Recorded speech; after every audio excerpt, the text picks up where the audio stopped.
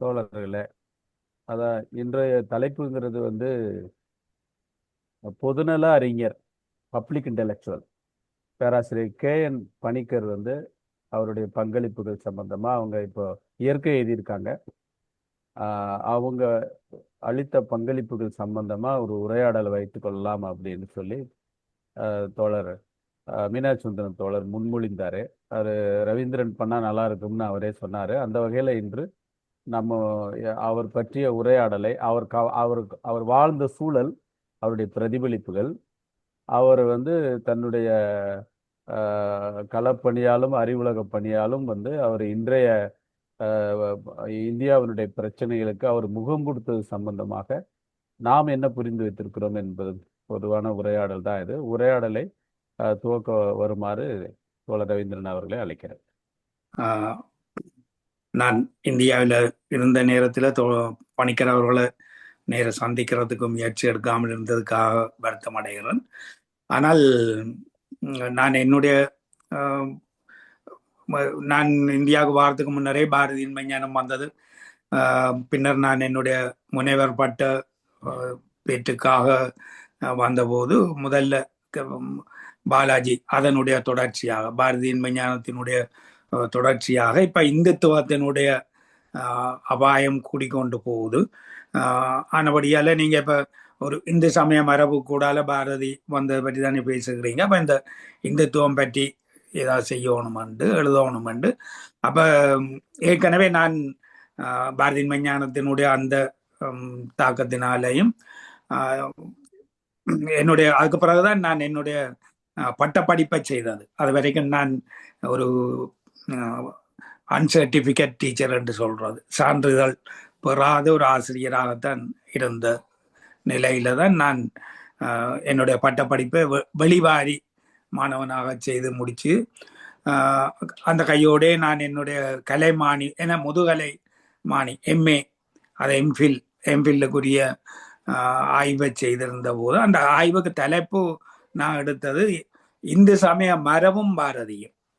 அப்ப இந்து சமய பாரதி ஒரு இந்திய சிந்தனை முறைக்கு ஊடால வந்தவர். அதிலேயும் கூடுதலாக வேதாந்தம் போன்றவற்றை பேசியவர். அப்ப அந்த வகையில இந்து சமய மரபு அவர் எப்படி கொண்டு வந்து சேர்த்ததுன்ற இதுதான் என்னுடைய முதுகலை மாணி அல்ல தத்துவ மாணி பட்டத்துக்கான ஆய்வுகளாக இருந்தது. அப்ப நான் பாலாஜிக்கு சொன்னேன் அது செய்ய முடியும்னு சொல்லி இந்துத்துவமும் இந்து விடுதலை நெறியும் என்ற ஒரு நூல், சிறிய நூல் ஒன்று வரக்கூடியதாக இருந்தது. அப்ப அதுல இப்படி இந்து சமயத்துல ஒரு இந்து விடுதலை நெறிய உருவாக்குற பண்பு இருந்தது என்ற அந்த விஷயம் எங்களுடைய மார்க்சிய தோழர்கள் மத்தியில மிக பெரும் எதிர்ப்பை உருவாக்கியது. வெறும் எதிர்வினை அல்ல, எதிர்ப்பையே உருவாக்கியது. முழுக்க முழுக்க இந்து சமயத்துக்கு வேறு வக்காலத்து வாங்குறார். ஒரு இந்துத்துவம் அச்சுறுத்தல வளர்ற நேரத்தில் இது ஆபத்தானது, பிராமணியத்துக்கு விட்டு கொடுக்குற மாதிரியான தன்மை இருக்கு அப்படின்னு சொல்லி கடும் தாக்குதல் வந்தது. அப்ப அதுக்கு பிறகுதான் சரி, நான் தனியா இந்து சமயம் இல்லை, இந்துத்துவம் இந்து சமயம் சமூக மாற்றங்கள் என்று முழுமையாக விரிவுபடுத்தின எல்லா மதங்களையும் உள்ளடக்கி ஒரு நூலை எழுதுவது இருந்தது. அதுவும் கூட கடும் தாக்குதல்களுக்கு உள்ளாயிடுச்சு. அது இந்திய சமயங்களை பற்றி பேசினது தானே என்ற வகையில அந்த தாக்குதல் கடுமையாக வந்தது. சரியா, அந்த விமர்சனங்களுக்கு பிறகு மதமும் மார்க்சிசமும் என்கிற நூலை எழுத தொடங்கிய போது அதை எழுதணும் என்ற நிலை அதை எழுதுகிற போது முதல்ல அப்பதான் K.N. பணிக்கரை எனக்கு அவருடைய நூல்களை எனக்கு பாலாஜி தந்திருந்தார். அதை நான் என்னுடைய அந்த பிரதானமாக மதமும் மார்க்சியமும் நூலில் அவருடைய ஒரு முக்கியமான நூல் பாலாஜி எனக்கு தந்த நூல் பிஃபோர் த நைட் ஃபால்ஸ் என்ற அந்த நூலை தான் கூடுதலாக பயன்படுத்தி இருந்தேன்.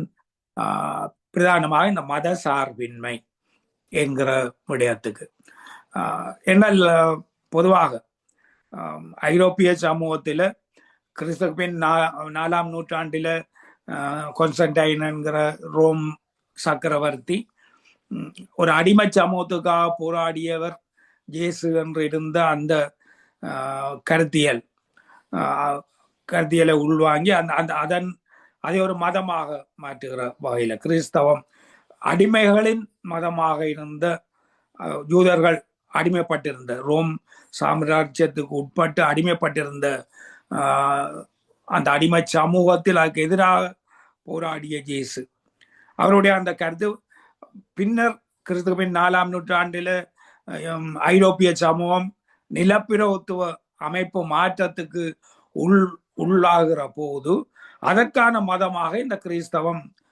உள்வாங்கப்பட்டது.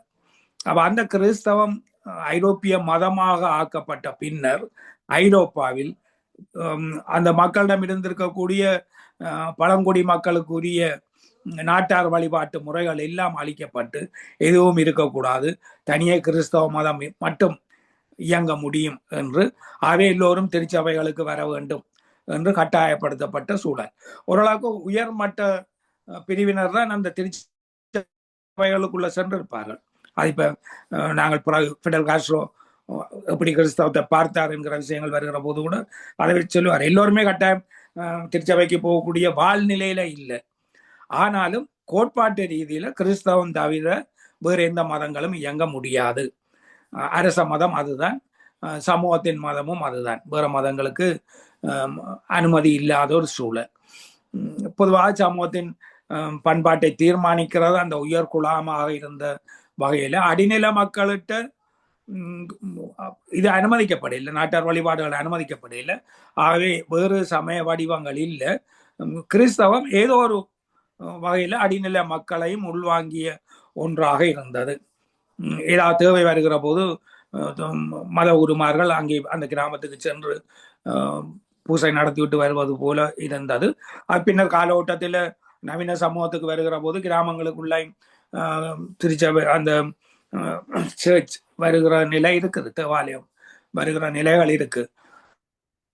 நிலப்பிரபுத்துவ காலத்தில் அந்த அளவுக்கு கிராமங்களுக்குள்ள முழு அளவில் வராட்டிலும் அந்த நிலப்பிரபுக்கள் மட்டத்தில் இருக்கிற திருச்சபைக்கு கட்டுப்பட்டவர்களாகத்தான், தேவாலயத்துக்கு கட்டுப்பட்டவர்களாகத்தான் மக்கள் இருக்கணும், கிராமத்து மக்கள் இருக்க வேணும் என்கிற அந்த நிலை. அதாவது ஒரு மதம் மட்டுமே இயங்க முடியும் என்கிற ஒரு சூழல். கிறிஸ்துவின் 4ஆம் நூற்றாண்டிலிருந்து 15ஆம் நூற்றாண்டு வரைக்கும் 1000 வருடங்களுக்கு மேல கிறிஸ்தவம் அந்த அளவில் சமூகம் முழுவதையும் இறுக்கி வைத்திருந்த ஒரு சூழல்.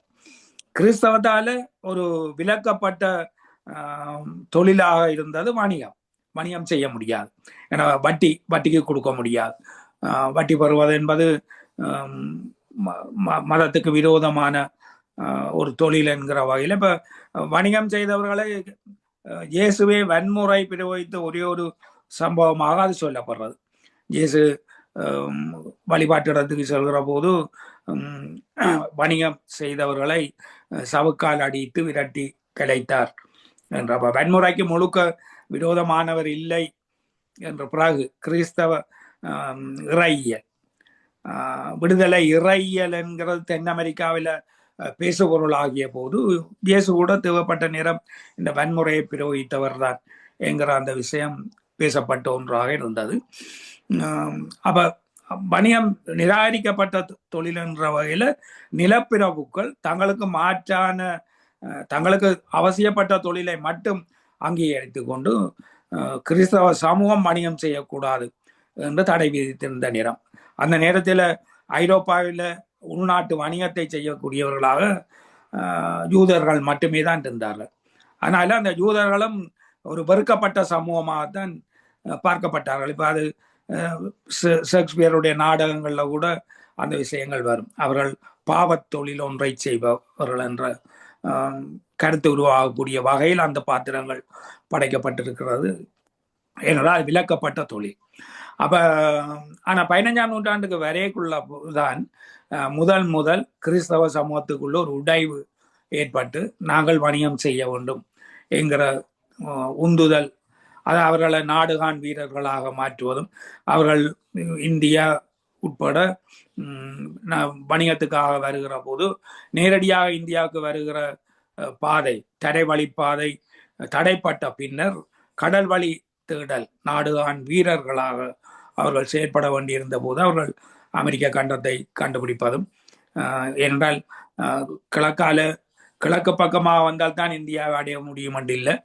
ஏன்னா அப்பதான் உலகம்ன்றது தட்டையானது அல்ல, பூகோள வடிவம் என்றதும் விஞ்ஞானபூர்வமாக இருக்க. அது வரைக்கும் விஞ்ஞானம், கல்வி, விஞ்ஞானம் இருக்கவே கூடாது. விஞ்ஞான தேடலுக்கு தடை பைபிள்ல சொல்லப்பட்டது மட்டும்தான் உண்மை. அப்ப அந்த விஞ்ஞான தேடல் தடுக்கப்பட்ட நிலையில கல்வியும் வெறும் திருச்சபை சொல்வதை கேட்பதாகத்தான் இயங்கி வந்த ஒரு நிலை. அப்ப இதை உடைச்சு கொண்டு வந்த அந்த தேடல்ன்றது விஞ்ஞானத்துக்கு, தொழில்நுட்ப விருத்திக்கு எல்லாம் உதவி செய்து 17ஆம் 18ஆம் நூற்றாண்டுகளுக்கு வருகிற போது ஒரு மறுமலர்ச்சி யுகம் என்பது வருவதும், கல்வி என்பது, விஞ்ஞான அறிவு என்றது, அரசியல் என்பது எல்லாமே மதத்திலிருந்து விடுதலை பெற வேண்டும். முதல் மத சார்பின்மை என்பது அப்போதுதான் ஐரோப்பாவில கால் ஊன்ற தொடங்குகின்ற ஒன்று.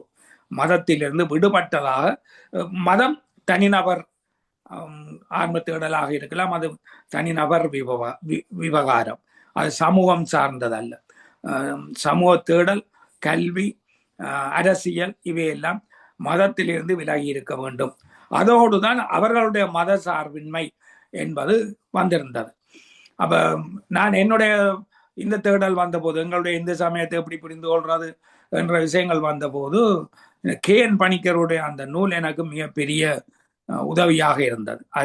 அதுக்கு முன்னர் எங்களுடைய சமூகத்தில் எவ்வாறு மத சார்பின்மை ஆரம்ப காலத்தில் இருந்தே இயங்கிய ஒன்று என்கிற விஷயம் KN பணிக்கர் தன்னுடைய நூலில் எடுத்து காட்டியிருந்த விஷயங்கள். அந்த விஷயங்களை நான் இந்த புத்தகத்தில் எடுத்து காட்டினேன். அது பிறகு எனக்கு ஒரு திருப்தி இருந்தது. பாலாஜி சொன்னார், அந்த புத்தகத்தை மொழிபெயர்க்க சொல்லி ஆங்கில புலமை தமிழாக்க ஆற்றல் உள்ள சிலரிடம் கொடுத்து எவருக்குமே அந்த உள்ளடக்கத்துக்குள்ள சரியா போக முடியாமல் இருந்தது. இது மொழிபெயர்க்கிறது கொஞ்சம் கஷ்டமா இருக்குது என்று அவர்கள் சொன்னார்கள். பிற பல நூல்களை மிக சர்வசாதாரணமாக மொழிபெயர்த்த அறிஞர்கள் கூட இதை மொழிபெயர்க்க முடியாமல் இருக்கு என்று சொன்னார்கள். ஆனா நீங்க அதன் உள்ளடக்கத்தை அப்படியே விளங்கி கொண்டு இந்த நூலில பயன்படுத்தி இருக்கிறீங்க என்ற விஷயத்த பாலாஜி சொன்னார். எனக்கு அவ்வளவுக்கு ஆங்கில புலமை இல்லை. அப்ப எனக்கு பெரிய ஆங்கில புலமை இல்லாமலே நான் அதன் உள்ளடக்கத்தை புரிந்து கொண்டேன் என்றால், அந்த பொருள் KN பணிக்கருடைய பொருள் என்னவாக இருந்ததோ அதுதான் என்னுடையதாக இருந்தது. அப்ப எனக்குரிய விஷயம் பேசப்பட்ட ஆங்கிலம் எனக்கு கஷ்டமாக இருக்கவில்லை. அது என்னுடைய விஷயமாகவே அது இலகுவாக எனக்கு உள்வாங்கக்கூடியதாக இருந்தது. அது என்ன, நாங்கள் எங்களுடைய இலங்கை சமூகத்தில் நாங்கள் போராடி, இலங்கை சமூகம் போராடியதனுடைய அந்த அனுபவத்தை பேசுகிறவனாக நான் வந்தபோது, என்னுடைய ஆய்வுகளுக்குள்ள அதை உள்வாங்கி வெளிப்படுத்த வேண்டி வந்தபோது அது ஒரு பெரிய விஷயமாக இருக்கையில், உதாரணமாக சவுத் விசனூடாக கந்தன் கருணை நாடகம், சாதிய தகர்ப்பு போராட்டம் நடந்த காலங்களில் கிராமங்கள் தோறும் பல கிராமங்களில் வெளியேற்றப்பட்ட நாடகம் கந்தன் கருணை. அப்போ அந்த நாடகத்தை நாங்கள் சவுத் விசனில் தேசிய இலக்கிய பேரவை சவுத் விசனோடு இணைந்து வெளியிட்ட போது, அதை கேட்ட தோழருடைய பேர் இப்போ உடனே ஞாபகம் இல்லை. அவர் ஒரு கேட்டார், என்னென்றால் இது என்ன கந்தன் கருணை, ஒரு மார்க்சிய அடிப்படை உள்ள ஒரு நாடகத்துக்கு அது எப்படி கந்தன் கருணை என்று தலைப்பை வைக்க முடியுமான்னு சொல்லி, இது இப்ப இந்த பிரதிக்கு அச்சாக்கம் பெறுகிற இந்த பிரதிக்கு வைக்கப்படுகிற தலைப்பா என்றால், ஏற்கனவே நான் மதத்தை வித்தியாசமா பார்க்கணும் என்று எழுதி கொண்டிருக்கிறேன். அப்ப அந்த கண்ணோட்டத்தில் இப்படி ஒரு தலைப்பு உங்களுடைய தேசிய இலக்கிய பேரை வைத்திருக்கிறதா, அல்லது இது முன்னர் நாடகமா போடப்பட்ட காலத்திலே இந்த தலைப்போடு தான் இயங்கியதான்னு கேட்டார். நான் இல்லை, இப்ப இந்த நாடகத்துக்கு தலைப்பு வைக்கிறதா இருந்தால் மிக புரட்சிகரமான ஒரு தலைப்பைத்தான் நாங்கள் வைப்போம். ஏன்னு சொன்னா, நாங்கள் இப்ப வரலாற்றில இல்லை, எங்களை கடந்து இனவாத யுத்தத்துக்கு விஷயம் போட்டு நாங்கள் சமூகத்தில் இயங்கக்கூடாது என்று தடை விதிக்கப்பட்டிருக்குது. இந்த நேரத்தில் நாங்கள் எங்களுடைய கருத்தை சொல்றதுக்கு புரட்சிகரமான ஒரு தலைப்பை கொடுப்போம். ஏன்னா சமூகத்தோட நேரடியே இல்லை, குறைஞ்சபட்சம் ஒரு புரட்சிகர கருத்தா போகட்டும். ஆனால் அந்த நேரத்தில் அது வரலாற்றை படைத்த ஒன்று, வரலாறு படைத்த ஒன்று. மாற்றத்தை ஏற்படுத்தி கொண்டு இருந்த ஒன்று. கந்தன் முருகனே வந்து கோயிலுக்குள்ள நுழைய போன ஒடுக்கப்பட்ட மக்களை சாதி வறியர்கள் தடுத்த போது முருகன் போய் சொல்றான், நான் தானப்பா இந்த கோயிலுக்குள்ள இருக்கிற கந்தன் வந்துக்கிறேன். கந்தனோ எங்கத்தே கந்தன், அந்த பெனவடலிக்குள்ள இருக்கிற கந்தனோ, பெனவடலிக்குள்ள ஒரு வாழ்வியல் மறுக்கப்பட்ட குடிசைகளுக்குள்ள வாழ்கிறவர்கள் ஒடுக்கப்பட்ட மக்கள். ஒடுக்கப்பட்ட மக்களுக்கு கந்தன் என்ற பேர், கந்தசாமி என்று அவர்கள் தங்களுடைய பேரை போய் பதிகிறவர்கள்ட்ட பிறப்பு பதிவாளர்கிட்ட சொன்னால் விதானி என்று நாங்கள் சொல்வோம். அவர் கந்தசாமியோ கந்தன் என்று வைப்பார். அது என்ன, ஒரு தாழ்த்தப்பட்ட ஒரு ஆளுக்கு கந்தசாமி என்று கந்தன் என்று எழுதி வைப்பார். அப்ப ஆனால் யாழ்ப்பாணத்தின் அதி உயர் நிலப்பிரபுக்களினுடைய கோயில் மாவட்டபுரம் கந்தன், கந்தசாமி கோயில். அப்ப கந்தன் என்றும் சொல்றது இருக்கு, கந்தசாமி. அப்ப முருகன் சொல்வார், நான் தானப்பா இந்த கோயிலுக்குள்ள இருக்கிற கந்தன் என்று. மாட்டபுர ஆலய நுழைவு போராட்டம் தான் அது. அப்ப அந்த பெண்ணவட அலிக்குள்ள இருக்கிற கந்தனாண்டு கேட்ட உடனே முருகனுக்கு பிரச்சனை ஆகிவிடும். அப்ப முருகன் தன்னுடைய வேலை ஆலய நுழைவுக்கு வந்த மக்களிடம் கொடுப்பார். இவங்க திருந்த போறது இல்லை, நீங்களே உங்களுக்கான வழியை பார்த்து கொள்ளுங்க, நான் சொல்லியே கேட்க இல்லை என்று சொல்லி அந்த ஆயுதத்தை கொடுக்கிறதாக அந்த நாடகம் முடியும். அப்ப இது நாங்கள் எங்களுடைய வரலாற்றினூடால வந்த ஒரு விஷயம். மதம் என்றது மக்களிடம் இருக்கிற ஒரு மதம் ஒன்று, ஆனால் அதிகாரம் செய்கிற மதம் வேறு. சரி, அந்த கோயிலுக்குள்ள நீங்கள் ஏன் போகணும் என்று சில பேர் கேட்டதுகளும் இருக்கு.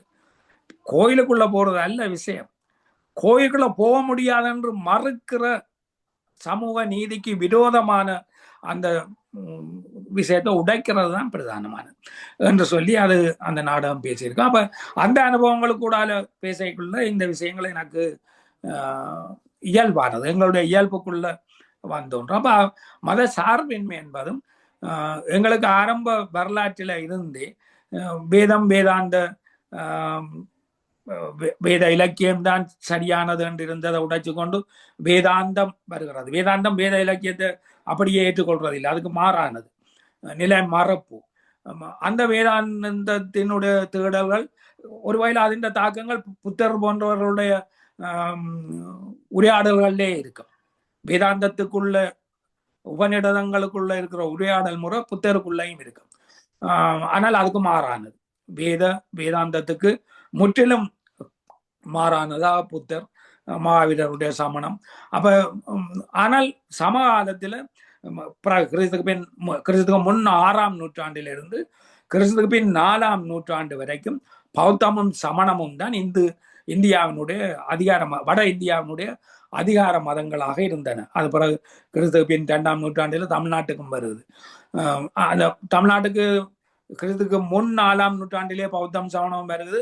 அதே காலத்தை பிராமணர்களும் வருகிறார்கள். அப்ப சமகாலத்தை பிராமணர்களும் இயங்குகிறார்கள்.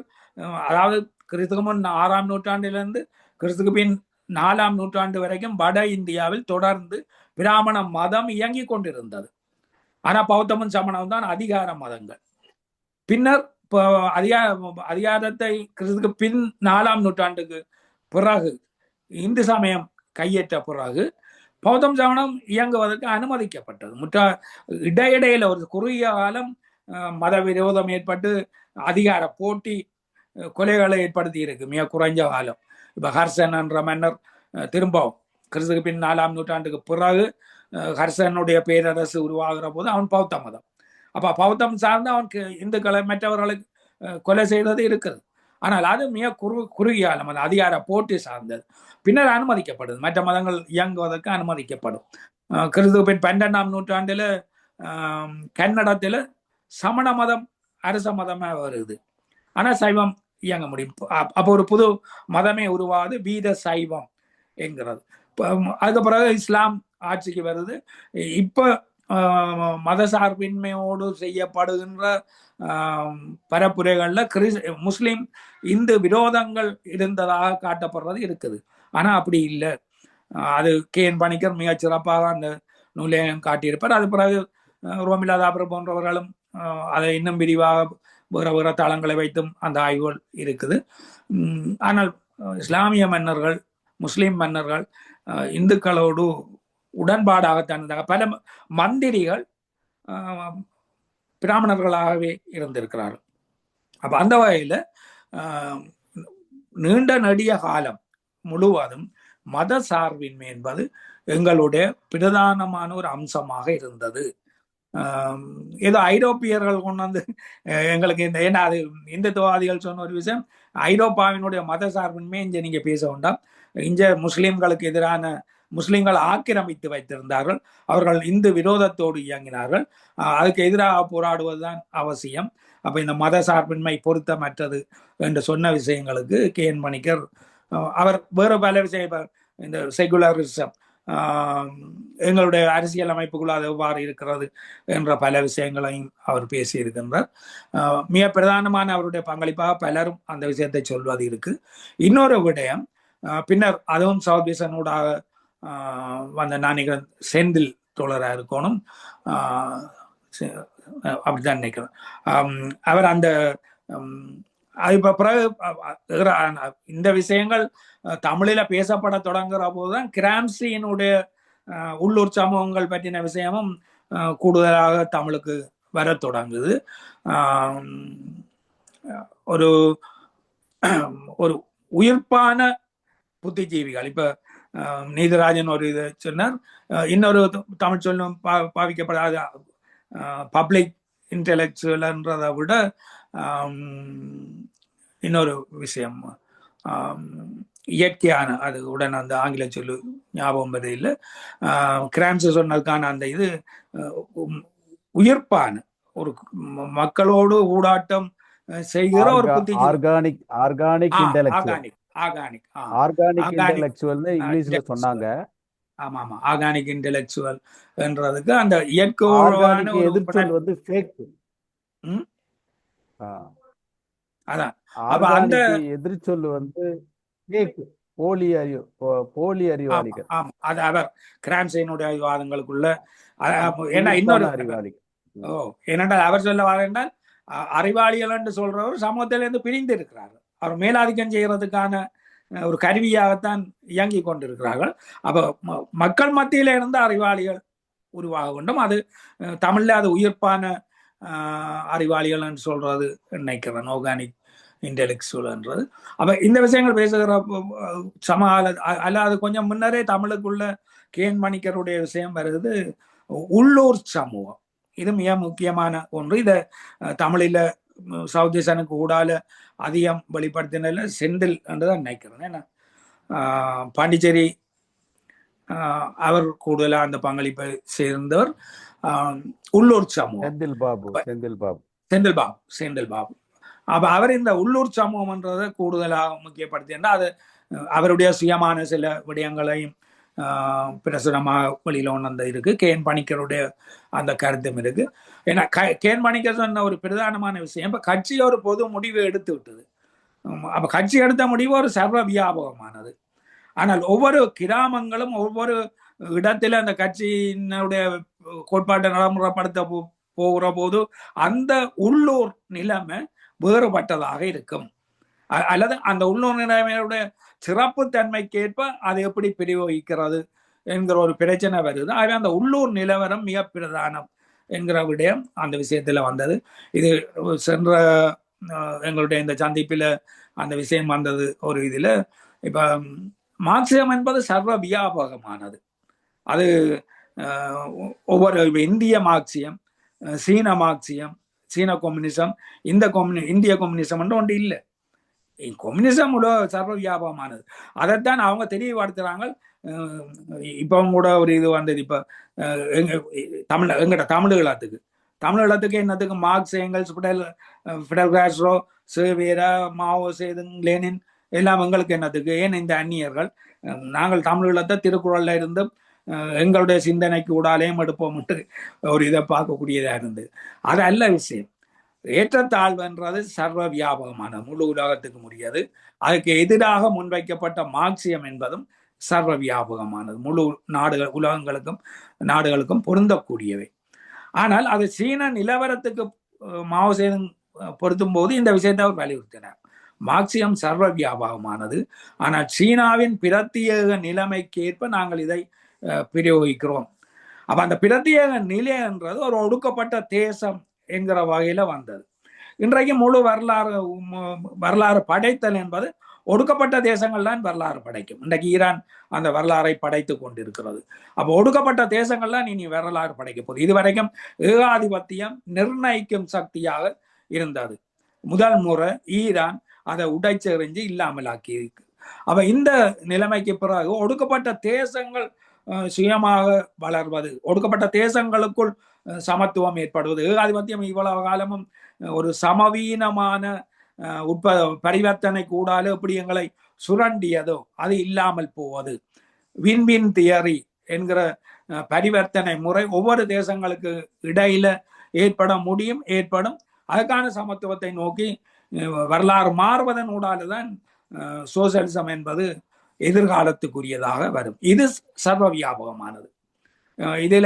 அதுல பாட்டாளி வர்க்கம் வரையில்லை என்றது அல்ல. இந்த வரலாற்று மாற்றத்துக்குரிய புதிய நிலை சர்வ வியாபகமான, இதுல சீன பிரத்யேக நிலை என்றது அல்ல. இது சீனாவுக்கு மட்டுமல்ல, முழு உலகுக்குமான சர்வ வியாபக உண்மை. அதே நேரம் அந்த பிரத்யேக சூழல் கவனிக்கப்பட வேண்டும். அந்த சர்வ வியாபக உண்மையை எங்களுடைய உள்ளூர் நிலவரத்துக்கு எவ்வாறு பிரயோகிப்பது, இதை KN பணிக்கர் மிக அதிக அளவில் வலியுறுத்தினார்.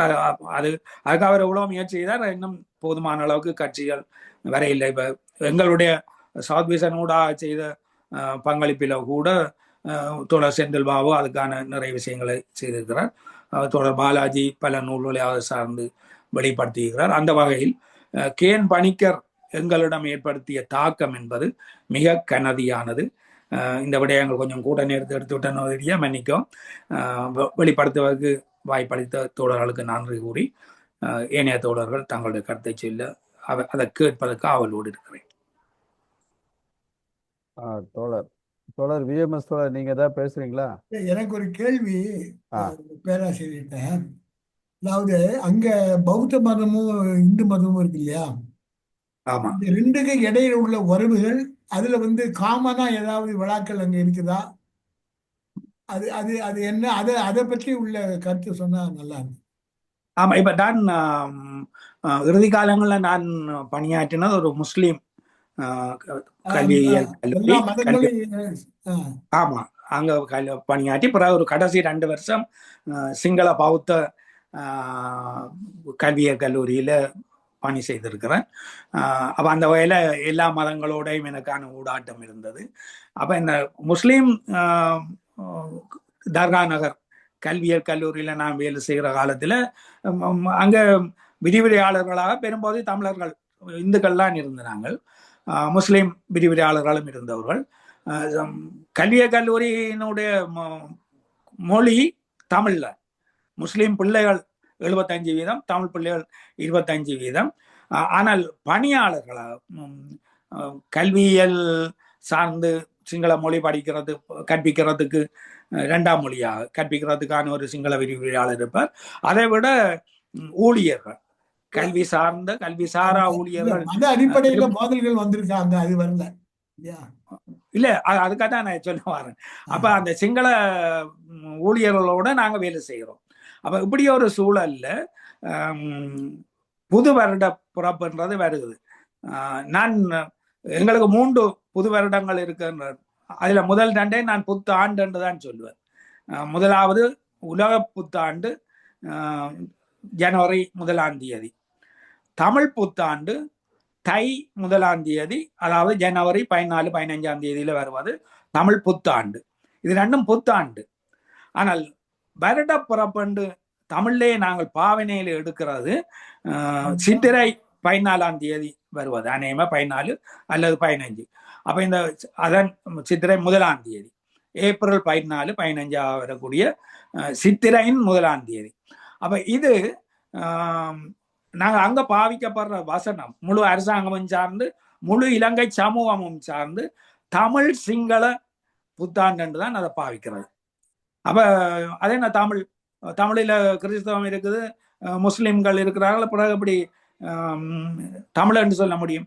அப்ப சிங்கள பௌத்த இந்து புத்தாண்டு என்று சொல்லலாம் என்று சொல்லி ஒரு விவாதம் எங்களுக்குள்ள விரிவுரையாளர்கள் குழாத்துக்குள்ள நடந்து கொண்டிருந்த போது இல்லை இது எங்களுடைய இந்து சமயத்தினதும் அல்ல என்ற விவாதம் வந்தது. ஏன்னா அது சமகாலத்தில் தமிழ்நாட்டில மிக கடுமையாக விவாதிக்கப்படுற ஒரு விஷயம்.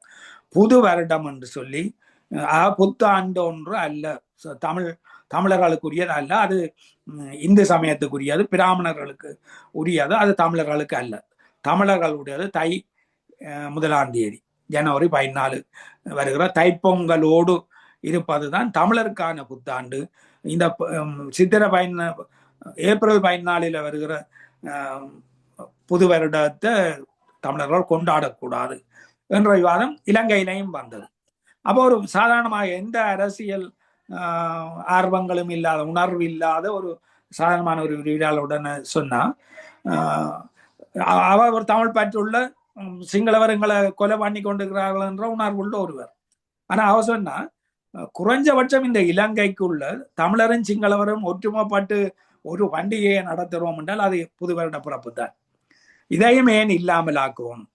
ஏன்னா ஒரு நாட்டுக்குள்ள இருக்கிறோம், அவர்கள் எங்களை கொள்றார்கள்ன்றதுனால எங்களுக்கு அவர்கள கோபம் இருக்கு. ஆனால் அதை மீறி தமிழரும் சிங்களவரும் ஒற்றுமையாக கொண்டாடுற பண்டிகை இது. அப்ப அதையேன் இல்லாமல் ஆக்க வேணும். இது நான் அப்பவே பதிவு செய்து நான் ஆகவே இந்த 3 புத்தாண்டுகளும் 2 புத்தாண்டு ஒரு புது வருட பிறப்பு இருக்கட்டும், இருந்துட்டு போகட்டும் என்று. இது மட்டும் இல்லை, வேற பல விஷயங்கள்லையும் தமிழ் சிங்கள ஏன்னா புத்தரை இப்ப நாங்க வெள்ளவத்தைன்றது தமிழருடைய இடமாக பார்க்கப்படுறது. இந்த யுத்தம் நடந்த காலத்துல சிங்களவர்கள் யாருமே வெள்ளவத்தைக்கு வர மாட்டாங்க. கொழும்புக்குள்ள ஒரு மையம் வெள்ளவத்தை, அதுக்கு சிங்களவர்கள் வர மாட்டார்கள், அது புலிகளின் இடம் என்று அவர்கள் சொல்றார்கள். இதை என்னுடைய சக சிங்கள விரிவிலாளர்களே சொன்னார்கள். நான் சொன்னா வெள்ளவத்தையில் அங்க இருக்குன்னு சொல்ல, ஐயோ நாங்கள் வெள்ளவத்தைக்கு எல்லாம் வர மாட்டோம், அது புலியின் இடம் இல்லாண்டு. அப்ப அந்த வெள்ளவத்தையில ஒரு அரச மரம் பிரதானமான ஒரு இடம், எங்களோட தமிழ் சங்கம் இருக்கிற ஒரு வீதி உருத்திரா மாவட்ட, அதுல ஒரு அரச மரம் இருக்கு. அந்த அரச மரத்துல அவங்க புத்தர், என்ன அரச மரத்தை கண்டா கொண்டு புத்தர் சிலையை அவங்க வச்சு விடுவாங்க. அவங்க புத்தர் சிலையை அவங்க வச்சாங்க. வச்ச உடனே எங்களுடைய, ஏன்னா அங்க பெரும்பான்மை இந்துக்கள் சைடர்கள், அவர் உடனே பக்கத்துல எல்லாம் முருகன் பிள்ளையார் அம்மன் சிலைகளை கொண்டு வைத்தார்கள். அவங்க இதை தூக்கி வீச இல்லையா, இதை தூக்கி வீசினா புத்தர் சிலையை தூக்கி வீசுறது பெரிய வேலையா இருக்காது என்றால் தமிழர்கள் பெரும்பான்மையா இருக்கிற இடம். அப்ப அவங்க அதை ஏற்றுக்கொண்டாங்க. அந்த சிலைகளும் இருக்கக்கூடிய கொஞ்சம் கொஞ்சமா அது கட்டப்பட்டு கொண்டு வந்தது. இப்ப அதை இறந்தாலும் ஒரு சின்ன மத்திய ஒரு பெரிய வீதியில நடு இடத்துல இருக்கிற உண்டு. அப்ப அது ஒரு சின்ன ஒரு புத்தர் கோயில் மாதிரி ஆக்கிவிட்டாங்க. சம அளவில் இந்து கடவுளரும் அங்க இருக்கிறார்கள். இது தமிழர்களுக்குள்ள புத்தர் புகுந்த கதை. முழுக்க சிங்கள கிராமங்கள்ல இருக்கிற பௌத்த கோயில்கள்ல கூட சிவனுக்கான ஆலயம், விஷ்ணுவுக்கான அந்த இப்ப எங்களுக்கு பரிவார தெய்வங்கள் எங்களுடைய கோயில்கள்ல இருக்கிறது போல பௌத்த விகாரங்கள்லே இதெல்லாம் இருக்கும். விஷ்ணு தேவாலய, கணதேவியோ தெய்வம் என்றதான் தெய்வியோன்னு சொல்வார், பிள்ளையாரு. அப்படி முருகனுக்கு சிவனுக்கு சிவாலயம் கூட இருக்கும் ஒவ்வொரு இதுலையும். அப்ப என்னால் நீண்ட காலம் அது அடுத்த ஒரு விஷயம். எப்படி இஸ்லாமிய மன்னர்கள் தங்களுடைய மந்திரி சபையில பிராமணர்களை வைத்திருந்தார்களோ அதுபோல மன்னர்களுக்கான முடிசூட்டு விழாக்களை செய்தது பிராமணர்கள்லாம். பிராமண சடங்காகத்தான் அது நடந்தது. பௌத்த மன்னர்களாக இருப்பார்கள், ஆனால் அவர்களுக்கான முடிசூட்டு விழாக்களை செய்வது பிராமணர்களுக்காகத்தான் இருந்தார்கள். அநேகமான இப்ப தமிழ் சிங்கள விரோதம் இருந்தது இப்ப உள்ள வரலாற்றாளர்கள் எழுதி கொண்டிருக்கிறார்கள். அது முழு தவறான உண்டு. எல்லாளன் கைமுனு 2300 வருஷங்களுக்கு முந்தின யுத்தத்தை தமிழ் சிங்கள யுத்தமாக காட்டுகிறவர்கள் இருக்கிறார்கள். ஒரு சிங்கள பேராசிரியர் 80ஆம் ஆண்டில எழுதின ஒரு கட்டுரையில ஒரு ஆய்வு, ஒரு முழு ஆய்வில் எழுதுகிற போது அவர் சொல்வார், எல்லாளனுடைய படை அனுராதபுரம் சிங்கள மன்னர்கள் பெரும்பான்மையா, சிங்கள மக்கள் பெரும்பான்மையாக இருந்த ராஜ்யம். தென் பகுதியில ருகுண என்ற ஒரு இடத்துல கைமுனுடைய அப்பா இருக்கிறார். அப்பாவினுடைய அப்பாவே அங்க வந்துட்டார். கைமனுடைய அப்பாவும் அண்டாவிரத்தை பிடிக்கணும் என்ற விருப்பம் அவர்களுக்கு இருக்குது. அதாவது தமிழ் மன்னர் ஆட்சி செய்த போது அங்க இருந்த சிங்கள மன்னர்கள் தெற்குக்கு வந்துவிட்டார்கள். மன்னர் குலம் அவருடைய 3வது வம்சாவளி கைமனு அண்டாவிரத்தை கைப்பற்ற போகிற போது அவன் அந்த கிழக்கு கரையில வர அவனுடைய ரூணாவே அடுத்ததே ஒரு தமிழ் குறுநில மன்னர் கதிர்காமம். அப்ப தமிழ் குறுநில மன்னர் இருக்கிறார். அது தொடர்ந்து கிழக்கு கரையா வருகிற போது 32 இது மகாவம்சத்திலே பதியப்பட்டது. 32 சிற்றரசுகளை யுத்தம் செய்து வெற்றி பெற்று கொண்டுதான் அனுராதபுர யுத்த காலத்துக்கு அவன் வாரான். அந்த 32 சிற்றரசுகளும் தமிழ் சிற்றரசுகள். அப்ப அவன் அதில் வார ஒவ்வொரு படை வீரர்களையும் தன்னுடைய படை வீரர்களாக எடுத்துக்கொண்டு வாரான். கைமனோட ஒரு 10-20 சிங்கள படை வீரர்கள்லாம் இருப்பார்கள். மீதி 100கணக்கான படை வீரர்கள் தமிழர்கள். ஆனா அவன் வந்து யுத்தம் செய்ய போவது எல்லாளன் என்கிற தமிழ் மன்னனை வீழ்த்துவதற்காக. அது 3 தலைமுறைக்கு முதல் தங்களுடைய குலத்தினுடைய ஆட்சியாக இருந்த அனுராதபுர தலைநகரத்தை மீட்க வேணும். அப்ப அவன் எல்லாளனை கேட்கிறான். எல்லாளனுடைய படை அண்டாபுரம் நீண்ட காலம் சிங்கள மக்கள் பெரும்பான்மையாக அங்க தமிழர்களும் இருந்தார்கள். பெரும்பான்மையாக சிங்கள மக்கள் இருக்கிற இடம். அப்ப சிங்கள வீரர்களை மிக பெரும்பான்மையாக கொண்ட படைக்கு தலைவராக ஒரு தமிழ் மன்னன் இருக்கிறார். அதை எதிர்த்து போராட வந்த 20 வயசு இளைஞன் கைமனு, அவருக்கு 60 வயசுக்கு மேல, ஏன்னா 40 வயசாம் ஆட்சி செய்தவர் இல்லாளர். மிக நேர்மையான ஆட்சி என்று சிங்கள மக்களால் மதிக்கப்பட்ட ஒரு தலைவர் அரசன்.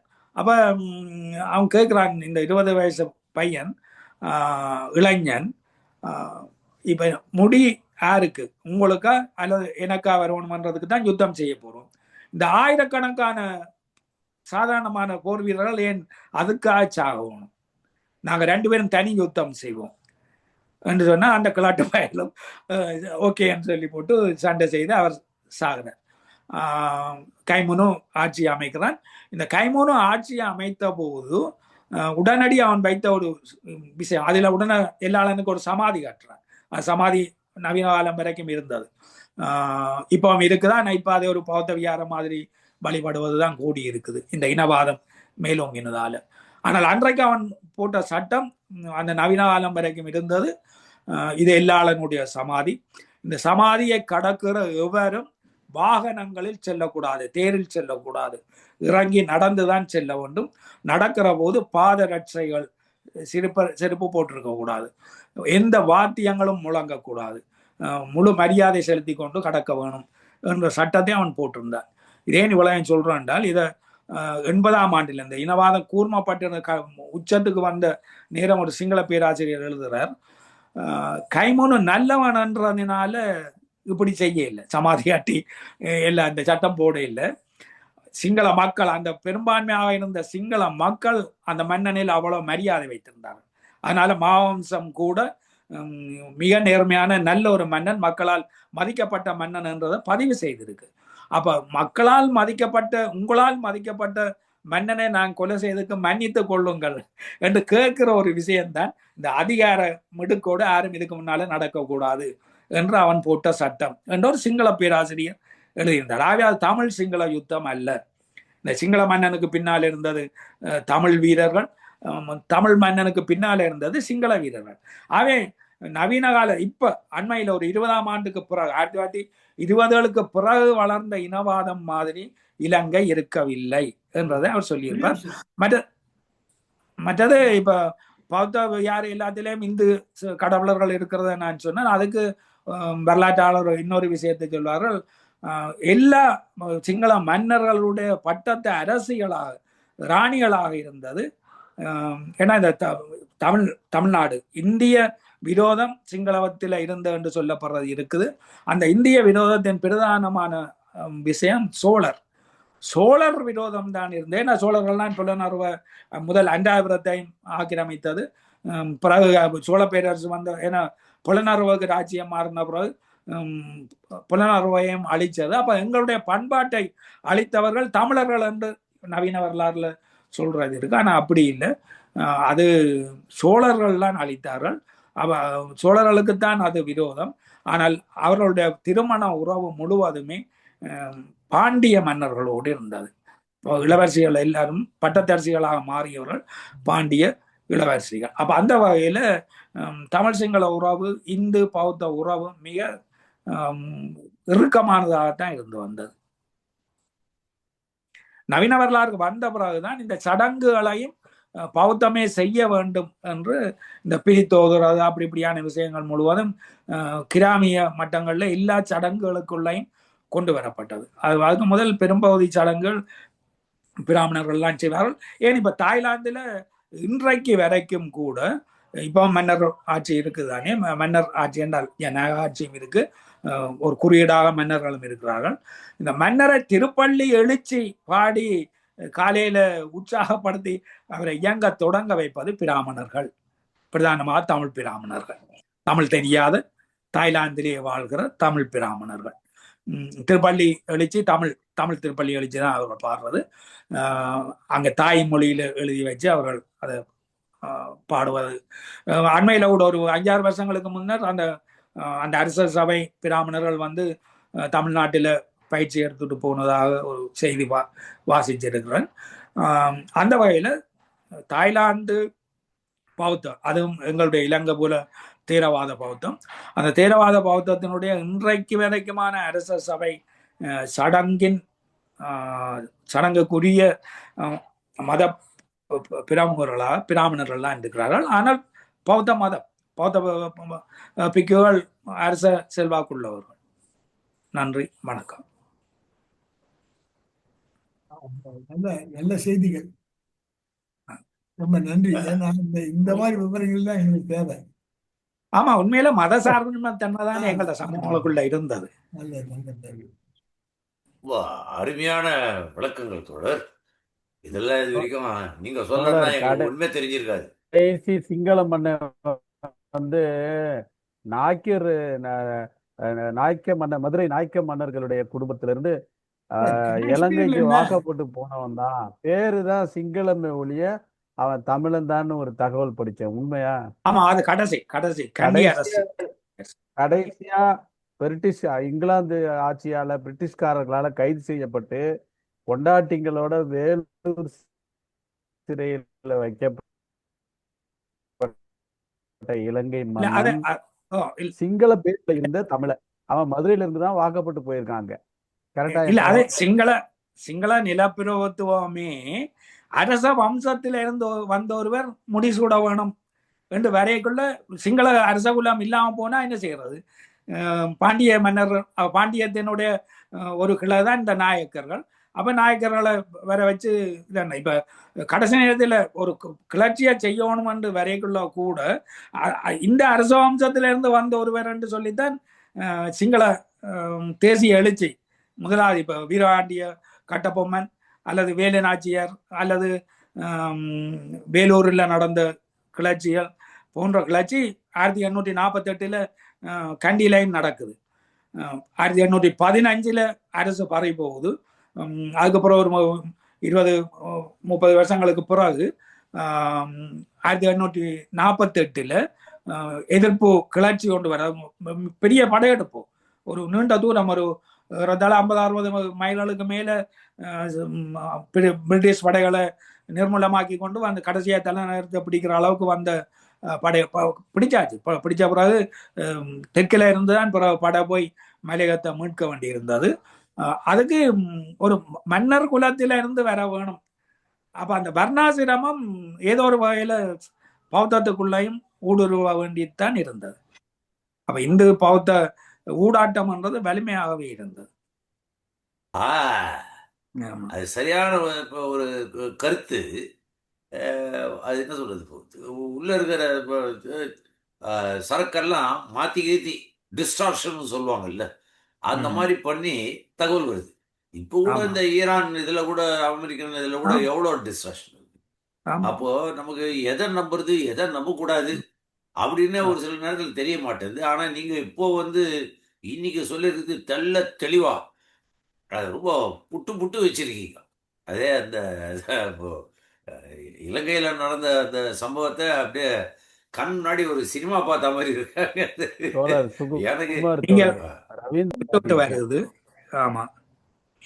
இல்ல, அப்படியா? இவர் சுகுமார் தோழர் அந்த கேன் பணிக்கருடைய ஒரு உரையை பற்றி சொல்றேன்னு சொல்லி சொன்னவர். ஓ அதுவா? ஆ அது இங்க வந்து அவர் வந்து இங்க ஒரு எனக்கும் உங்களை மாதிரி டைரக்டா எனக்கு வந்து அவரோட நேரடி இது கிடையாது. ஆனால் அக்டோபர் 9 1990 இங்கே இந்த மெயின் ரோடு மவுண்ட் ரோட்டில் எல்எல்ஏ பில்டிங்னு ஒன்று இருக்குது. அங்கே ஒரு லைப்ரரி, அது மாடியில் நடந்த ஒரு கூட்டம். அப்போ தான் இந்தியாவில் வந்து உங்களுக்கு நல்லா தெரியும், அத்தனை பேருக்கும் தெரியும், இந்த பிஜேபிக்காரன் இஷ்டத்துக்கு கலப்பி மதவாதத்தை கலப்பி இந்த ஒரு நேரம். அப்போ அந்த வகுப்புவாதம் அப்படின்னு சொல்லி ஒரு நிலைமை வந்து வரும்போது ஒரு ஒரு கேள்வி ஒன்று டப்புன்னு வந்து, மதவாதத்தை ஒரு சமூக நிகழ்வா வரையறுப்புதா அவசியமா அப்படின்னு ஒரு கேள்வி. அப்போ இது வந்து உண்மையிலே வந்து இந்த மதவாதம் என்பது ஒரு நிலையான நிகழ்வா அல்லது அது காலப்போக்கில் மாற்றம் அடையக்கூடிய ஒரு சமாச்சாரம் அப்படின்னு ஒரு கேள்வியில் தான் அவர் ஆரம்பித்தார். அப்போ அது வந்து இந்தியாவில் சுதந்திரம் அடையிறதுக்கு முன்னாடி ஒரு கட்டமும், சுதந்திரம் அடைஞ்ச பின்னாடியும் ஒரு கட்டமாகவும் அவர் வர்ணிச்சார் எனக்கு. அப்போ வந்து ஒரு அது வந்து அந்த சமூக நிகழ்வாக மதவாதத்தை வரையறுக்கணும்னாக்க எல்லாருமே ஒரு தவறான ஒரு இதில் தான் போய் புரிதலுக்கு போய் நிற்போம் அப்படின்னு சொல்லிட்டு அங்கன்னு சொன்னார். அப்போது இது வந்து பல்வேறு நிலைகளில் இந்த மதவாதம் வந்து செயல்படுகிறது. அப்போ இது வந்து தனிநபர் உறவு வந்து சமூகத்தில் ஒரு அது ஆரம்பித்து சமூக நிலையாக மாறி அது உள்ளூர் நிறுவனமாக போய் அது வந்து அரசியல் இதுவாக மாறுது. இப்படி தான் அது வளர்ச்சி அடையுது அப்படின்னு சொல்லிட்டு அதை வந்து எக்ஸ்பிளைன் பண்ணார். அப்போ அந்த வகுப்புவாத கலவரங்களை பிஜேபிக்கார ஈஸியாக அவனுக்கு பண்ண முடியுது. காரணம்னா ஆதி காலத்துலேருந்து இப்போ நீங்கள் சொன்ன மாதிரி தான், சின்ன குழந்தையிலேருந்து எனக்கு வந்து பிள்ளையாரை பார்த்தா குட்டிக்கோ தோப்பக்கரணம் போடுன்னு சொல்லிட்டு என்னை வழக்க போட்டுட்டு அது வந்து ஈஸியாக அங்கேருந்து வந்து என்னை அட்ராக்ட் பண்ணிட முடியும் அவனுடைய ஸ்லோகன். அப்போது இந்தியாவுக்கு சுதந்திரத்துக்கு முன்னாடி எப்படி இருந்தது, இந்த இந்தியன் யூனியன் முஸ்லீம் லீகு இங்கே வந்து இந்து மகாசபா சரி ரெண்டுமே என்ன பண்ணுது, இவன் வந்து இப்போ ஒரு இஸ்லாமிய நாடு அப்படின்னு சொல்லி இவங்க கேட்டது, இது இந்து ராஷ்டிரா அப்படின்னு சொல்லி கேட்டது. இன்றைக்கும் அதே அந்த இந்து ராஷ்டிராவை தான் அவங்க பேசுறது. இதை மெயினாக சொல்ல. ஆனால் அதில் ஒரு பாயிண்ட்டை ரொம்ப குறிப்பாக சொன்னார். ரெண்டு பக்கமும், அது இஸ்லாமியராக இருக்கட்டும், இந்த இந்துத்துவாவாக இருக்கட்டும், ஒரு சில குறிப்பான பாயிண்ட்டை வச்சுட்டு, இப்போ உதாரணத்துக்கு இங்கே வந்து புள்ளியார் மூஞ்சிய பாரு, அன்றைக்கே வந்து பிளாஸ்டிக் சர்ஜரி பண்ணிட்டாங்க. ஸோ இந்த மாதிரிலாம் எடுத்து எல்லாத்தையும் அதாவது ஒரு எனக்கு சொல்ல தெரியல, ஹோமோஜீனஸ்ன்ற ஒரு வார்த்தையை சொன்னார். ஒரே கட்டுமைப்பில் அது இந்துக்கள் அத்தனை பேரும் ஒரே இதில். உண்மையிலேயே அப்படி இல்லையே, இந்துக்களில் பல ரகம் இருக்க, பல்வேறு. இங்கே நான் வந்து இந்தியாவில் காஷ்மீர்லேருந்து கன்னியாகுமரி போனதுக்கு போகி பீகாரில், அஸ்ஸாமில், தமிழ்நாட்டில் எல்லாம் கொண்டாடுறாங்க. பொங்கல் இதே பீகார், அஸ்ஸாம், அந்த என்டையர் இது மேகாலயா, நாகாலாந்து, மணிப்பூர் அத்தனையும் கொண்டாடுறாங்க பொங்கலை. இன்னும் ஒன்று வேற ஒரு பேரில் கொண்டாடுறாங்க. ஆனால் அங்கே கொண்டாடுற விதம் வேற, இங்கே தமிழ்நாட்டில் கொண்டாடுற விதம் வேற. இதே இந்த விஷு அப்படின்னு சொல்லிட்டு இப்போ நீங்கள் சொன்னீங்கல்ல, சித்திரை 1ஆம் தேதி, அப்போ அது கேரளாவில் ஒரு விதமான கொண்டாடுறோம், இங்கே தமிழ்நாட்டில் ஒரு மாதிரி இருக்கும். பெரும்பாலும் இங்கே வந்து இப்போ நாளைக்கு வந்து தெலுங்கு வருடப்பிறப்பு, அதை நான் நிலாவை வச்சு கனெக்ட் பண்ணுறது, இது சூரியனை வச்சு கனெக்ட் பண்ணுறது. இப்படி இந்துக்கள் தான். ஆனால் ஒவ்வொருத்தர் ஒரு மாதிரி போய் எல்லாம் பாருங்க இருக்கும்போது இந்த மாறுதல் இருக்குது.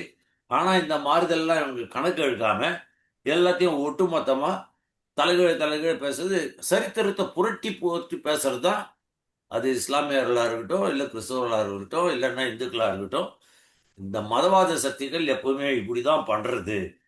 ஏன்னா இதை வந்து காமிச்சு ஏன்னாக்க அவன் ஏன் அப்படி பரட்டுறான்னாக்க, இன்னைக்கு இருக்கிற காலகட்டத்துக்கு அவனுக்கு அது தேவை. இன்னைக்கு இருக்கிற காலகட்டத்துக்கு அது தேவையானது. அதனால அவன் வந்து அந்த மாதிரி மாத்தி பேச வேண்டிய ஒரு காலகட்டத்துல வருது அப்படின்னு சொல்லிட்டு இருக்கு.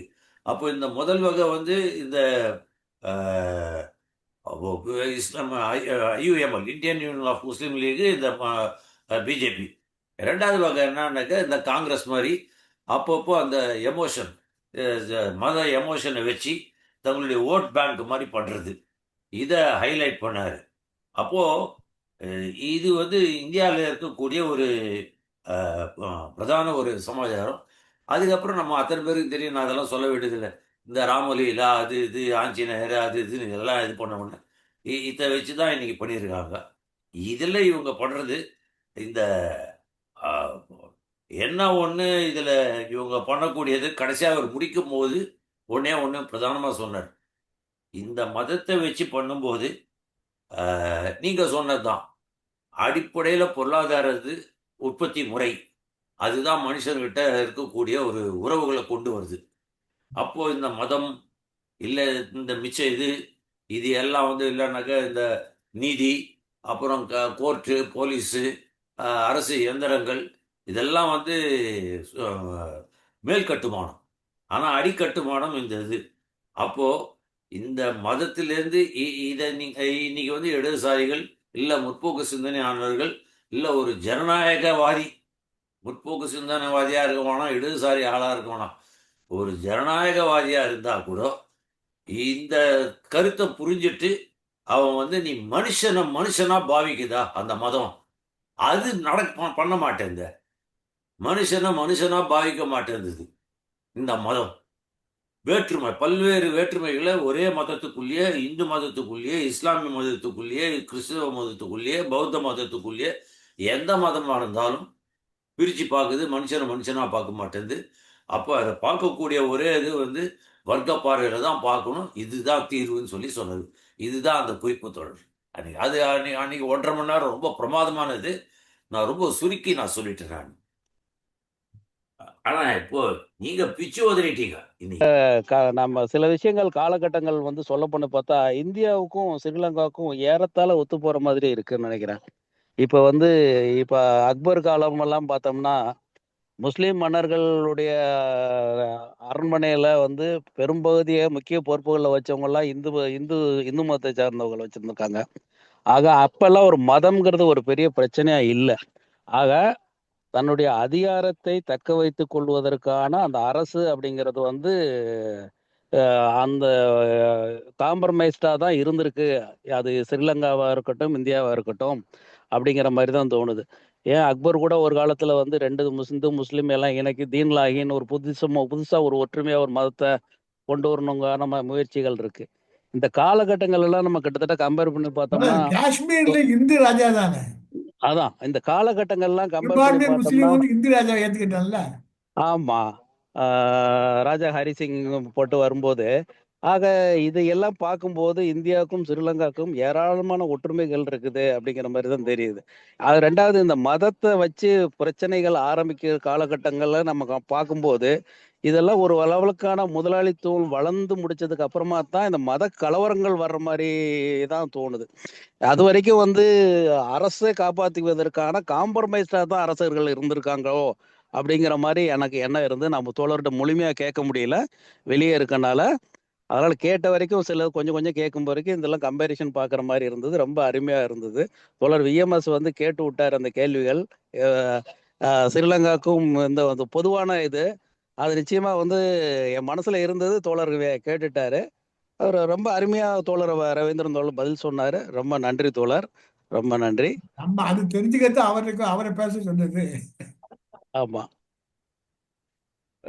தோழர் வெங்கடேசன், இது 1600 சில்லறையிலேயே பழங்காலத்துல ராஜாக்கள் வந்து தன்னுடைய ஆட்சியை பாதுகாக்கிறதுக்காக அவன் வந்து மதத்தோட அவன் சமரசம் செஞ்சிருந்தது அன்னிலேருந்து இருக்கு. அது ஒன்றும் புதுசு கிடையாது. அதுதான் சொல்றேன், அரசுக்கு வந்து காம்ப்ரமைஸ் ஆகிறதான் அரசர்கள் இருந்திருக்காங்க எல்லா இடங்கள்லயுமே. ஆமா, தங்களுடைய அரசை காப்பாற்றிக் கொள்வதற்காக இருந்திருக்கிறாங்க அப்படிங்கறதுதான் தெரியுது. இது அது எப்ப அது பெரியது அப்படிங்கிற அந்த காலகட்டங்கள்ல பார்த்தோம்னா இந்த அது ஒரு உற்பத்தி உறவுகளோட ஏற்பட்ட இந்த முதலாளித்துவ சமூகத்துல வரும்போது ஜாஸ்தியா தெரியற மாதிரி இருக்குது. இதை நாடுகள் வைஸ் நம்ம காலகட்டங்களா பிரிக்க ஆரம்பிச்சோம்னா கம்பேர் பண்ண முடியும். அது கற்பனாவாத சோசியலிசம் புக்கில் எங்கல்ஸ் அதை எழுதியிருப்பார். ம் ஆமா, நீங்க கேட்ட கேள்விக்கு அது அங்க ஆதி காலத்துல ம் அவங்க காம்ப்ரமைஸ் மதத்தோட முதலாளித்துவம் எஸ்டாப்ளிஷ் ஆனப்புறம் அது வந்து ம் அன்னிலேருந்து இன்னி வரைக்கும் ஆதி காலத்துலேருந்து மதத்தோட ம் ராஜாவா இருந்தா அவன் வந்து காம்ப்ரமைஸ் பண்ணிக்கிறான். ம் அப்படித்தானே தீன் இலாஹி வந்திருக்கு.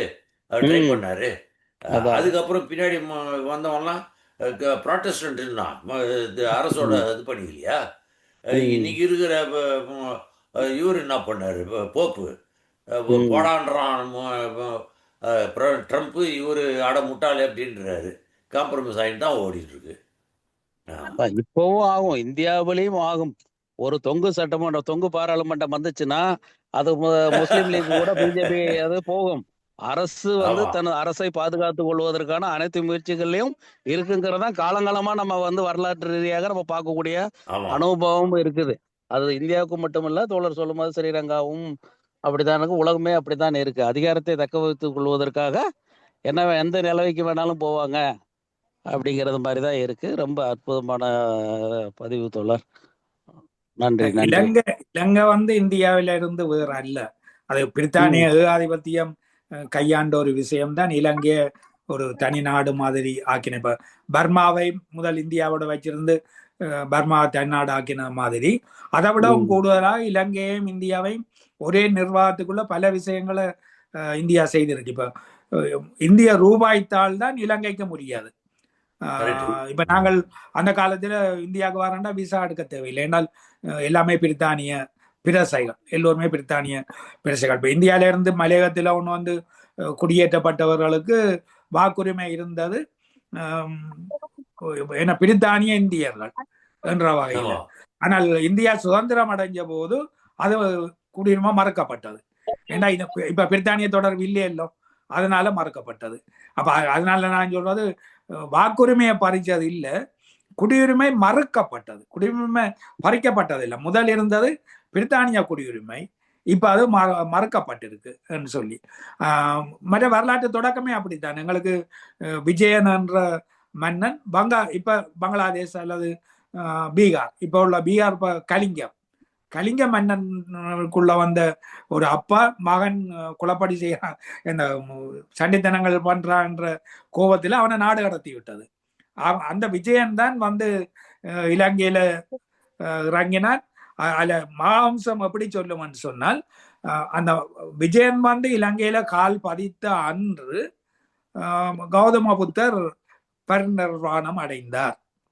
அப்ப புத்தர் பரிநிர்வாணம் அடைகிற அன்றைக்குத்தான் விஜயன் இங்க வந்து காலடி வச்சார். இத மாம்சம் எப்படி சொல்லும் என்றால், புத்தர் வந்து தன்னுடைய கோட்பாட்டை இறுதியில பாதுகாக்க போகிற நிலம் இலங்கை என்று அதுக்காக தான் அங்க போய் கால் பதிக்க விட்டார்.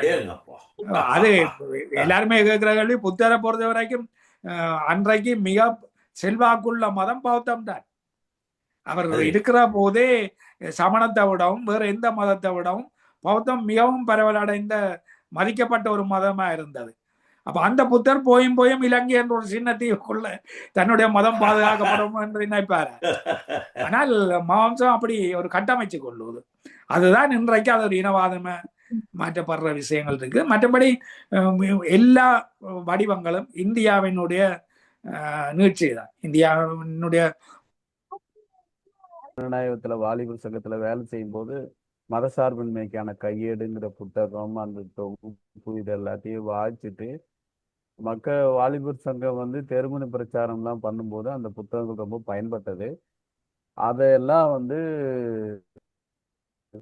ரொம்ப சந்தோஷமா வாசித்தோம். இப்போ அந்த வகையில தான் கேஎன் பணிக்கர் தோழர் ஏற்கனவே குறிப்பிட்ட மாதிரி அவர் வந்து 90கள்லயே குஜராத் இனப்படுகொலை, பாபர் மசூதி இடிப்புக்கு முன்னாடியே வருமுன் காப்பது என்ற முறையில அவர் வந்து ஒரு பொதுநல அறிஞரா வந்து அவர் வந்து சங்க ஊதிட்டார். அவரு சங்க ஊதி தடுப்பூசி மாதிரி கருத்துக்களை அவர் வெளிப்படுத்தினார். அப்போ ஒரு எப்படி வந்து ஆர்எஸ்எஸ் வந்து ஊடுருவி சமூக பிளவை ஏற்படுத்துறாங்க, நீங்க அவங்களுக்கு முன்னாடி சமூக இணைப்பை நீங்க எப்படி செய்யணும் அப்படிங்கிற மாதிரி வந்து அவர் ஒரு தொலைநோக்கு பார்வையை கொடுக்க முயற்சி செஞ்சாருங்கிறத நான் அவருடைய எழுத்துக்கள்ல நான் 90களில் உணர்ந்தேன். மற்றபடி அவருடைய எல்லா புத்தகத்தையும் நான் படிச்சேன்னு சொல்ல முடியாது. நம்ம இங்கே தமிழ்நாட்டில இருந்து சில தோழர்கள் குழுவாக போய் அவரை சந்திச்சுட்டு வந்திருக்கிறாங்க. அப்போ அந்த வாய்ப்புகள் எனக்கு கிடைக்கல. அந்த வகையில் நான் வந்து இன்னைக்கு மீனாட்சி சுந்தரம் தோழர் கரெக்டாக தான் பிக் பண்ணாரு ரவீந்திரன் தோழரை. ஏன் அப்படின்னு சொன்னால், மதத்தை எப்படி கையாளுவது என்பதும், எதிரி வந்து மதத்தை எப்படி கையாளுகிறான், அவன் மதம் என்ற வடிவத்துல, ஆன்மீகம் என்ற வடிவத்துல ஆன்மீக வார்த்தைகளை சொல்லி அவனுக்கான ஆதிக்க போராட்டத்தை, வர்க்க போராட்டத்தை நடத்துறான். அப்ப நாம அதை புரிந்து கொண்டு நாம எப்படி அவன் ஒரு ஆயுதத்தை ஏந்துறான்னா அதை விட நவீன ஆயுதமாக நாம வந்து எப்படி ஏந்துருது அப்படிங்கிற அடிப்படையில தான் இங்க மதசார்பின்மை, இவர் தோழர் சொல்ற இந்து விடுதலை நெறி, இந்த கருத்தாக்கங்கள்லாம் இங்க பேசப்படுகிறது இந்த உரையாடல்ல. இந்த மதசார்பின்மை மதசார்பின்மை என்பது முதலாளித்துவ வர்க்கத்தினுடைய, நாத்திகம் என்பதே முதலாளித்துவ வர்க்கத்தினுடைய கண்டுபிடிப்புகள் தான் அப்படின்னு ஒரு கருத்து உண்டு. அந்த வகையில தோழர்கள் வந்து ரவீந்திரன் அதை வந்து இந்திய சமூக அல்லது இந்திய துணை கண்ட சமூகத்துக்கு ஏற்ற மாதிரி இந்து சமயத்தினுடைய செயல்பாடுகள்ல ஒரு வரலாற்று தொடர்ச்சியில அதுக்குள்ள ஒரு விடுதலை நெறியும் இருக்குது. வெறும் ஆதிக்க நெறி மட்டும் இல்ல, தொடர்ந்து அந்த விடுதலை நெறியினுடைய ஒரு தொடர்ச்சி இருக்கு தலைமுறை தலைமுறையா. அப்ப அதைதான் கந்தன் கருணைன்னு சொல்லி காட்டுறாரு. அதாவது எதிரி இப்படி ஆன்மீக வார்த்தைகளை கொண்டு அவனுடைய ஆதிக்க போராட்டத்தை, அதுக்கு வர்க்க போராட்டம்னு பேரு, அப்போ வர்க்க போராட்டத்தை அவன் நடத்துவது போல உழைக்கும் மக்கள் காலங்காலமாக ஊறிக்கொண்டிருக்கின்ற நம்மளுடைய பண்பாட்டு சொற்களை, நம்மளுடைய சிவிலைசேஷன் சொற்கள், நம்ம சமூகம் வளர்ந்து போய் கொண்டிருக்கிற அந்த திசை வழியிலே நமக்குள்ளே ரத்தத்துல உடம்பா ஊறி கிடக்கிற சொற்களை கொண்டு நம்மளுடைய இயக்கத்தை, நம்மளுடைய சமூக இணைப்பை, எதிரி வந்து ஒரு சண்டை மூட்டுறான் அப்படின்னா நம்ம வந்து இணைப்பை உருவாக்குவது மட்டுமில்லை, அதாவது எதிர்வினை மட்டும் இல்லை. ஏன்னா இராணுவத்துல தாக்குதல் தான் சிறந்த தற்காப்புன்னு சொல்லுவாங்க. பண்பாட்டு களத்திலே அதுதான். உழைக்கும் மக்கள் இந்துத்துவவாதிகளை செதறி ஓடுற மாதிரி தாக்கணும், அதுதான் வந்து சரியான அது. அப்ப செதறி ஓடுற மாதிரி தாக்குதல் என்பது வந்து அதை முன்னாடியே ஆரம்பிக்கிறார் பணிக்கர். முன்னாடியே ஆரம்பிச்சு அவர் வந்து அவருடைய சக்தியெல்லாம் திரட்டி போராடுறாரு. ஆனாலும் எதிரி தான் முன்னேறினார். அதான் யதார்த்தம். அதை விட்டுக்கிட்டாதான் அவர் எங்க தொடங்கினாரு, அவர் என்ன பேசினாரு, அதை எப்படி வளர்த்து எடுத்துறதுல ரவீந்திரனுடைய பங்களிப்பு என்ன இருக்கு, மாறிய சூழலுக்கு ஏற்ப புதிய தலைமுறை இன்னும் நம்ம என்ன வளர்த்து எடுக்கணும் அப்படிங்கிற விவாதமா தான் இந்த சூழலை பயன்படுத்துறோம். இந்த சூழல்ல என்னன்னா, அவர் இல்லாம போயிட்டாரு. 90 வயசு வரைக்கும் நிறை வாழ்வு வாழ்ந்திருக்கிறார். சத்தும் சாமியா போயிட்டாரு. அப்போ அவருடைய செயல்பாடுகளுடைய தொடர்ச்சி என்ன? உதாரணமா தமிழ்நாட்டுல பெரியாரிய தாக்கம், அம்பேத்கர் தாக்கத்தை விட பெரியாரிய தாக்கம் ஜாஸ்தியா இருக்கு. மதத்தை கிண்டல் பண்றது ரொம்ப ஜாலி. அப்ப அது கிண்டல் பண்றதுங்கிறது சமூக மாற்றத்துக்கு பயன்படுத்துற அளவுக்கு கிண்டல் பண்ணா போதும். தேவையில்லாம கிண்டல் பண்ணி எதிரிக்கு வாய்ப்புகளை கொடுத்து எதிரி வந்து அதே ஒரு அரசியலாக்குவான். அதன் மூலமா ஒரு பிளவை ஏற்படுத்தி அதுக்குள்ள தனக்கான ஆதரவாளர்களை தேடுவான். அப்போ சமூக மாற்றத்துக்கு வந்து உள்ளொன்று வைத்து புறம் என்று பேசுதல் பாசிட்டிவா வேணும். உள்ளொன்று வைத்து புறம் என்று பேசுவதைத்தான் சமயோசிதம்னு சொல்றாங்க. அதாவது சமூக மாற்றத்திற்கான ஆக்கபூர்வமான பலன்களை கொடுக்கும் வகையில் உள்ளொன்று வைத்து புறம் என்று பேசுதல். உள்ளொன்று வைத்து புறம் என்று பேசுதல்ங்கிறது வந்து ரெட்டவேசப்படுறது இல்லை. அதாவது ஒரு முதிர்ச்சியோடு சமூக மாற்றத்தை கொண்டு செல்வதற்குரிய முறையில் அறிவாற்றலோடு செயல்படுதல்.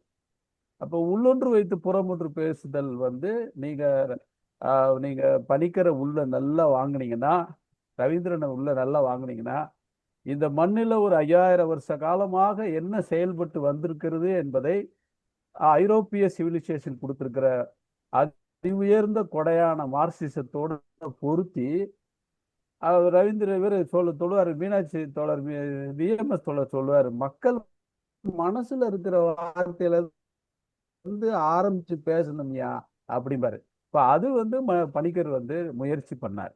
உள்ளூர் சமூகங்கள்ல வேலை செய்யுங்க, வெறும் போராட்டம் மட்டும் பண்ணாதீங்க.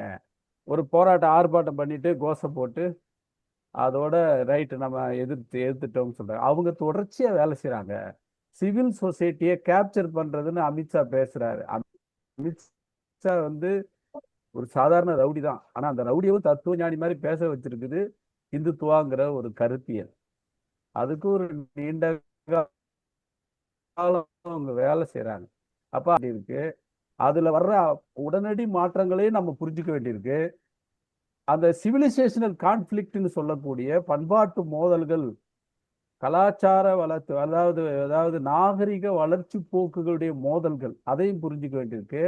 எப்போ எது முன்ன போகுது, எது பின்ன போகுதோ அதையும் புரிஞ்சுக்கிட்டு, அடிப்படையான விஷயம் பொருளாதாரம், மேல் கட்டுமானத்தில் வர்ற அந்த பண்பாட்டு விஷயங்கள், இது எல்லாத்தையும் மொத்தமா புரிஞ்சுக்கிட்டு ஒரு முழுமையான சமூக பணியா செய்யறதுக்கான தூண்டுதலை தந்தவராக பணிக்கர் இருக்கிறார்.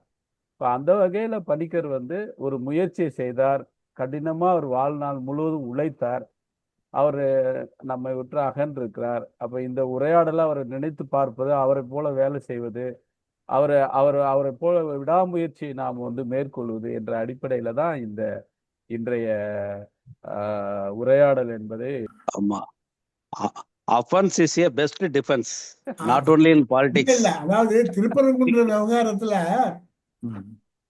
இந்த 2 சமயத்தவரையும், அதாவது இஸ்லாமியர்களையும் இவங்களையும் அழைத்து 2 பேரும் சேர்ந்து விழா நடத்துங்கன்னு சொல்றது ஒரு முறை இருக்கு.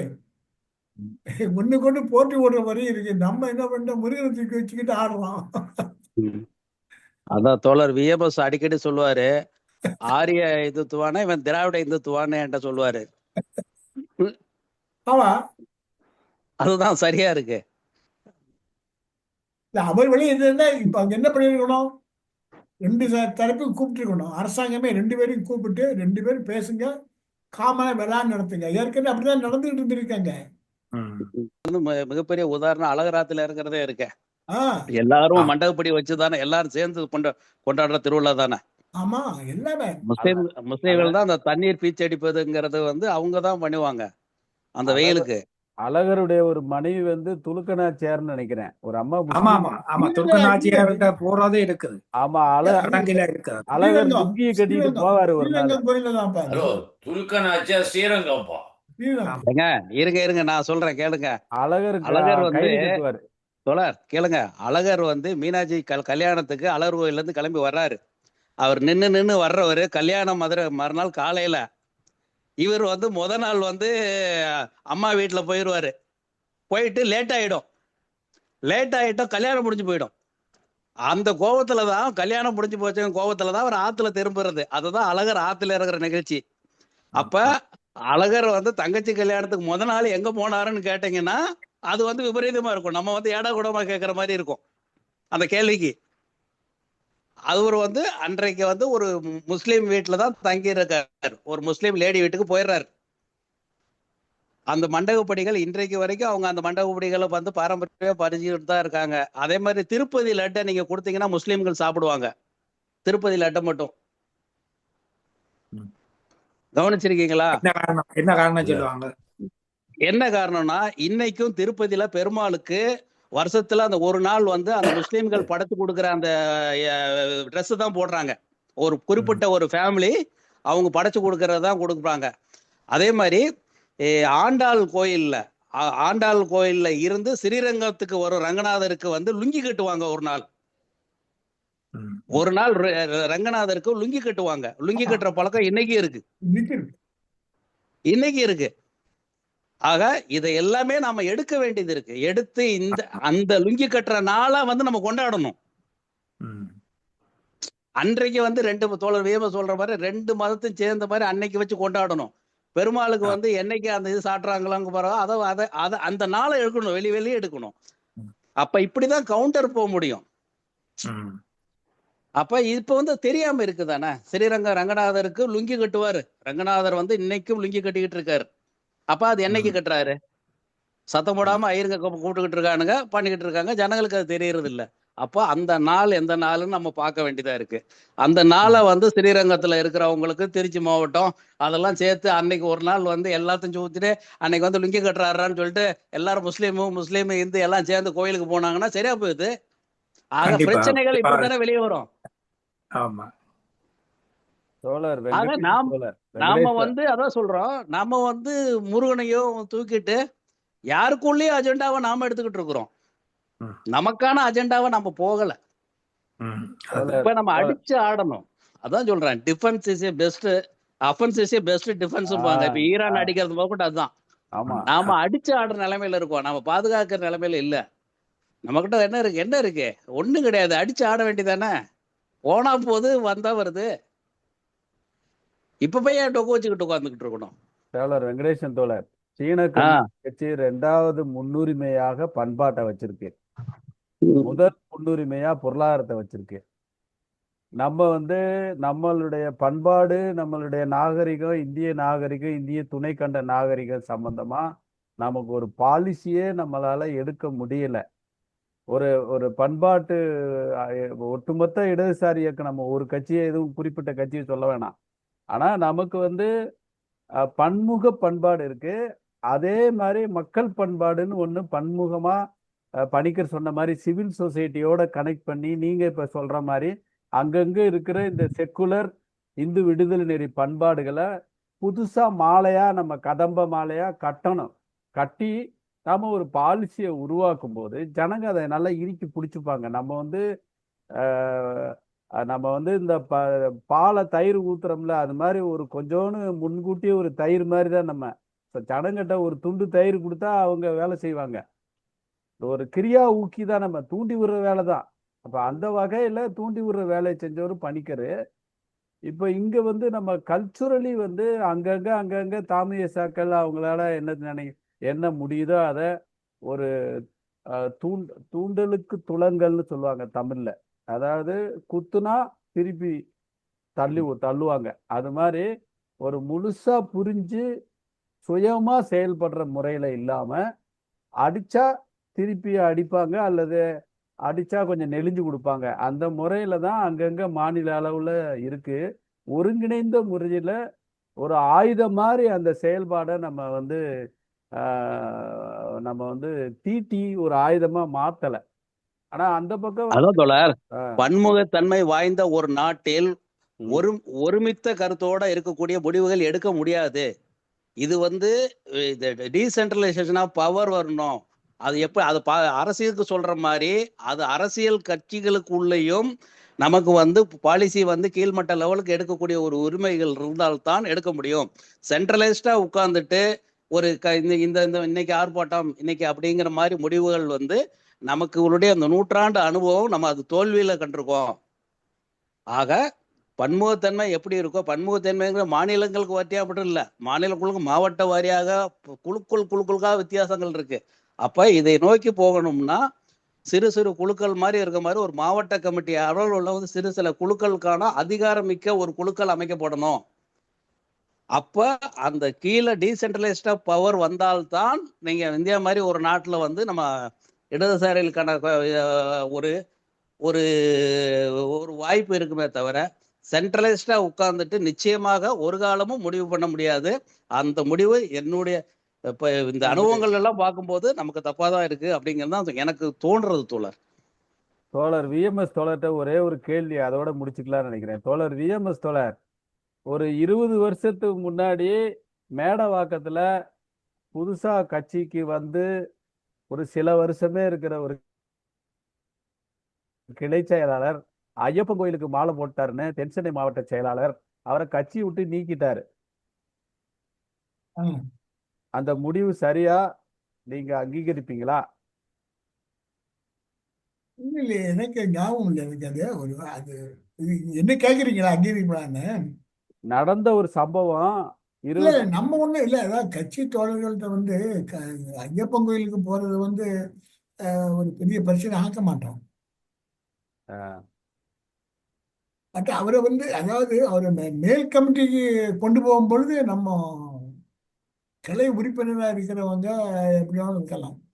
அவரது அவர் மாவட்ட செயலாளர் பீமாராவ் சொன்ன காரணம் வந்து என்னன்னா, கிளை உறுப்பினர் வரைக்கும் அவர் இது பண்ணலாம், கிளை செயலாளராக அவர் இருக்கிறதுனால அல்லது கிளை உறுப்பினராக ஆயிட்டாலே அவரை அவரை ஐயப்பன் கோயில் நினைச்சேலால் ஆக்கக்கூடாது, அதுக்கு மேல் கமிட்டியில கொண்டு போகக்கூடாது. ஆமா ஐயப்பன் இப்ப நான் என்ன சொல்றேன்னா, உங்களுக்கு பண்பாடு சம்பந்தமா ஐடியாலஜியே இல்லாத நேரத்துல நீங்க எதுவுமே அவனுக்கு கொடுக்கல, ஆனா அவன் செய்யறதை எப்படி நீங்க குற்றம்னு தண்டிப்பீங்க? அது இல்லைங்க, செயலாளர் இல்லை இல்லை, அதாவது நீ எஜுகேட் பண்ணியிருக்கணும், நீ பண்ணாது ஓன் குற்றம், அதை விட்டுட்டு நீ நீங்க செய்ய தப்பிச்சா. நீங்க அவன் ஏன் பெரியாரிஸ்ட் இல்ல, அவன் நாத்திகனா ஏன் இருக்கான், ஏன் இல்லைன்னு கேட்டுதான் அவனை தண்டிக்கிறீங்க. அவன் மார்க்சிஸ்டா இருக்கிறானா, அவன் அரசியல் பிரச்சனைகளுக்கு போராடுறானா, அன்றாட நடவடிக்கை வர்றான், ஊர்வலத்துக்கு வர்றான், எல்லாத்துக்கும் வர்றான் அவன். ஆனா அவன் பெரியாரிஸ்டா ஏன் நாத்திகனா இல்லைன்னு அவனை கட்சி கிளை செயலாளர் இருந்து இல்ல அவன் கட்சி நாத்திகன் அப்படி நம்ம ஒண்ணு அந்த மாதிரிலாம் நாத்திகம் நம்ம ஒண்ணும் கிடையாது. நான் சொல்றது நடந்த சம்பவம். இல்ல இல்ல, என்னுடைய இது என்னன்னா, நான் என்னுடைய அபிப்பிராயம் என்னன்னு கேட்டா, ஒருத்தர் கட்சி உறுப்பினராக இருக்கிற வரைக்கும் மத நம்பிக்கை இருக்குமானால் அதை நம்ம கொஸ்டின் பண்ண வேண்டாம். ஆனா ஹையர் கமிட்டிக்கு போக போக அவருடைய இதுல மார்க்சிஸ்ட் அவுட்லுக்கு வரணுங்கிறதுக்கு அவர் வரலன்னு சொன்னா எடுக்க மாட்டோம், நீ அங்கே இருந்துக்கோ அப்படின்னு. இப்ப சீன ஜனாதிபதி வந்து கன்ஃபூசியஸை பத்தி பேசுறாரு, மார்க்சிசத்தை பத்தி பேச மாட்டாரு. அவருக்காக வேற, அவர் என்ன வேணாலும் இருக்கலாம். சீன ஜனாதிபதியை கட்சி விட்டு எடுத்துடலாமா? நான் ஒண்ணு சீப்பிங்க என் மார்க்சிசம் எனக்கு வேற, நான் அப்படிதான் பார்ப்பேன். ரைட்டு. அப்படியே மார்க்சிஸ்டாவே இருக்க நேர்மையான ஆள் இல்லாதனாலதான் பல பேர் கட்சி விட்டு ஆள்ல வெளியேறி போறான். தோழர், எனக்கு ஒன்றுனா, இப்ப கன்ஃபியூசியம்ங்கிறது ஒரு மதம், புத்தம்ங்கிறது ஒரு மதம், ஆனா இந்து மதங்கிறது ஒரு மதம் இல்ல. இங்க பிரச்சனை இருக்கு. இந்து மதம்ங்கிறது மதங்களினோட கோர்வை. இங்க சைவம் இருக்கு, சமணம் இருக்கு, வைணவம் இருக்கு. நீங்க எல்லாம் கலந்து எல்லாம் போட்டு இந்துன்னு ஒரு முத்திரை குத்தி இது சேர்க்கப்பட்டிருக்கு. அப்ப இது உள்ளுக்குள்ள இருக்கிற பிரச்சனை, அங்க இருக்க பிரச்சனைகள் அது தனியா இருக்கு. அது கன்ஃபியூஷன் வந்து அப்படி தனியா இருக்கு, அது மாதிரி இருக்கு. ஆனா இங்க வந்து சிக்கல் இருக்கு. அவ இதை எல்லாமே சேர்த்து ஒரு கோர்வையை அடைச்சு வச்சு அதாவது சண்டை போடுறோம், சண்டை போடாத மாதிரி. கன்ஃபூசியஸ்ங்கிறவரு சீனாவுடைய திருவள்ளுவர், கரெக்டா புரிஞ்சுக்கங்க. அதுதான் தோழர், இப்ப அங்க ஒரு மதமா இருக்கு, இங்க ஒரு மதங்கிறதுக்குள்ள இப்ப 4 மதம் இருக்குது. ரைட்டு தோழர்.